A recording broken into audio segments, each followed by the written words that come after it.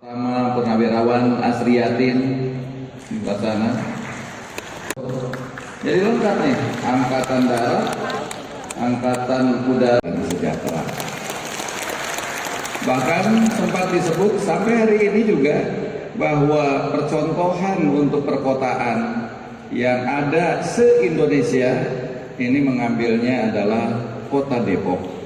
Ya, sehingga dulu sering orang ketika mengungkapkan City on the Hill itu sebenarnya ditujukan ke Kota Depok ini.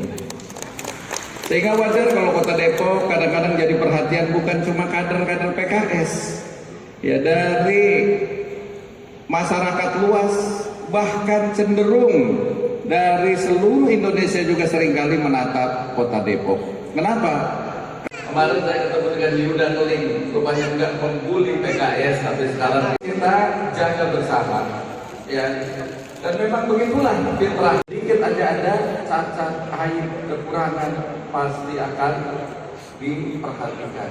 Makanya kita harus betul-betul jangan sampai lalai yang seringkali melenakan. Maka saya tidak ingin kemudian setelah kita Ketua Majelis Syuro sekaligus sebagai PLH Presiden PKS sekaligus sebagai Ketua Tim Pemenang. Juga yang sama-sama kita hormati dan kita banggakan Ustadz Mahfuz Abdurrahman, Bendahara Umum PKS. 8 orang juga ya, 8 orang anggota DPR RI yang milenial. Yang saya hormati, saya banggakan Bapak Abdus Somad beserta Nyonya, dan juga yang kita hormati, kita banggakan juga. Mana Kang Air? Kehadiran di Depok ini saya mengkampanyekan 2 pasangan sekaligus. Pertama untuk Depok, Imam Ririn, pasangan nomor 1. Dan yang kedua, saya sendiri dan Kang Ilham untuk di Jawa Barat, pasangan nomor 3. Saya kira kita memberikan penjelasan kepada tokoh-tokoh di Depok apa yang akan kita perbuat, kita lakukan dalam upaya untuk pemenangan di Jawa Barat dan di Kota Depok, dan apa yang akan dikerjakan kalau sekiranya diberi amanah kemenangan baik di Kota Depok maupun di Jawa Barat adalah mewujudkan kebersamaannya.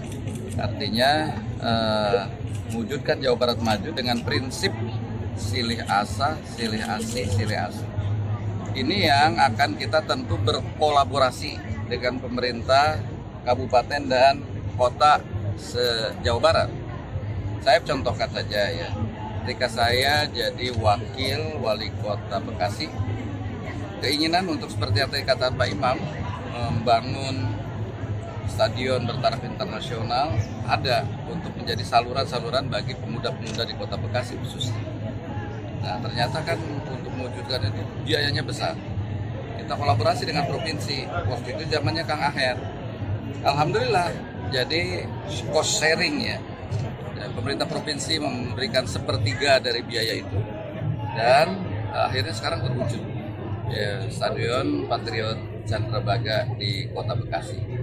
Saya kira dengan konsep seperti itu, pembangunannya akan bersatu, akan juga terpadu, dan akan bermanfaatnya ada panjang itu karena ada sense of belonging, rasa milikinya bukan hanya Pemprov saja tapi Kota Depok.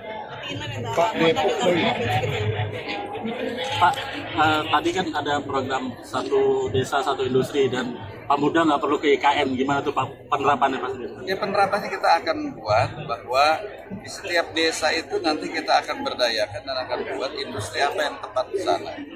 Dan itu akan memetakan tentu potensi yang ada di kawasan di desa itu. Karena ini pengalaman-pengalaman di lapangan, ternyata desa-desa di kita ini banyak keunggulan.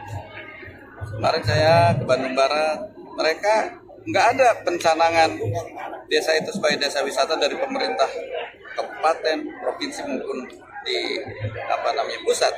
Tapi masyarakat desa sendiri yang kemudian menginginkan dan bertekad kami ingin jadi desa wisata.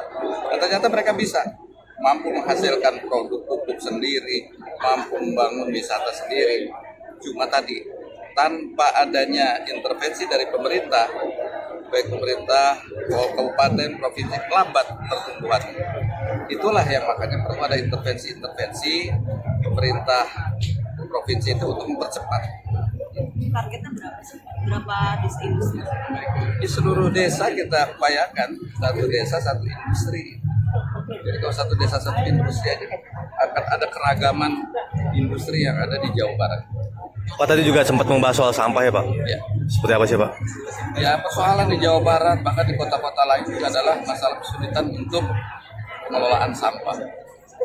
Sesungguhnya ini yang menurut saya harus segera diselesaikan karena mungkin menjadi ketidaknyamanan bagi penduduk sebuah kota. Persoalan-persoalan yang sering terjadi kita memang agak overlap ketika penanganan. Saya pernah mengalami di Kota Bekasi sampah zero waste diambil metannya, ternyata nggak berhasil. Dan dibuat energi listrik terlalu kecil, energinya nggak ekonomis. Ya, oleh karena itu ini perlu ada penanganan yang terintegrasi. Konsep yang saya dan Pak Ilham Habibie ini, ya tadi karena kebersamaannya, ini adalah ada upaya rasa keadilan dalam pembangunan di seluruh kawasan di Jawa Barat. Bahwa kue pembangunan ini tidak akan hanya sekedar berkelindan di satu kota atau di satu kawasan, tapi harus juga memperhatikan utara, selatan, memperhatikan barat dan timur, sehingga seluruh kawasan ini merasakan. Tidak ada kemudian upaya-upaya ingin memisahkan diri dari Jawa Barat karena hal yang merasa nggak diperhatikan. Nah, ini yang mungkin selama ini ada kabupaten-kabupaten tertentu yang merasakan hal ini.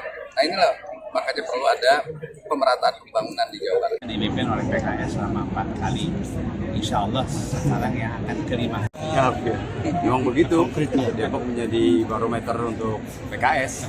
Insya Allah Depok akan berjuang untuk pasangan asih 80%, insya Allah. Sesuai dengan target dari Pilkada Depok juga kami menang 80%.